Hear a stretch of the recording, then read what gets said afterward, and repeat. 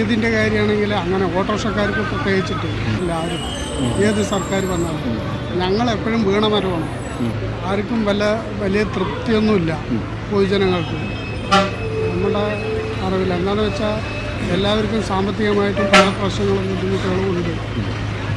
നീതിൻ്റെ കാര്യമാണെങ്കിൽ അങ്ങനെ ഓട്ടോറിക്ഷക്കാർക്ക് പ്രത്യേകിച്ചിട്ട് നീതി കിട്ടാനില്ല. ഓട്ടോറിക്ഷ തൊഴിലാളികൾക്ക് എന്താണ് അതുമായി ബന്ധപ്പെട്ട് ബാധിച്ച കാര്യങ്ങൾ എന്തൊക്കെയാണ്? ബാധിച്ച കാര്യങ്ങൾ പറഞ്ഞു കഴിഞ്ഞു പറഞ്ഞാൽ ദിനം പ്രതി ഡീസലായാലും പെട്രോളായാലും ഓയിലായാലും അതിൻ്റെ സ്പെയർ പാർട്സ് ആയാലും അതിൻ്റെ അപ്പോൾസറി വർക്കായാലും പെയിൻറ്റിങ് വർക്കായാലും എല്ലാം കൂടി വരികയാണ് ഓരോ ദിവസവും ഓരോ മാസവും.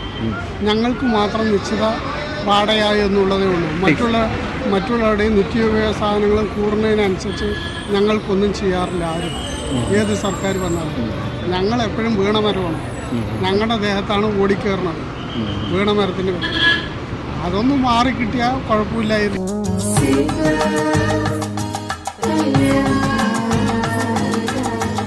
ജനങ്ങളുടെ ഹൃദയം തൊട്ടറിഞ്ഞ സ്ഥാപനം ദൃശ്യ മാർബിൾസ്, വടക്കഞ്ചേരി, ചിറ്റൂർ.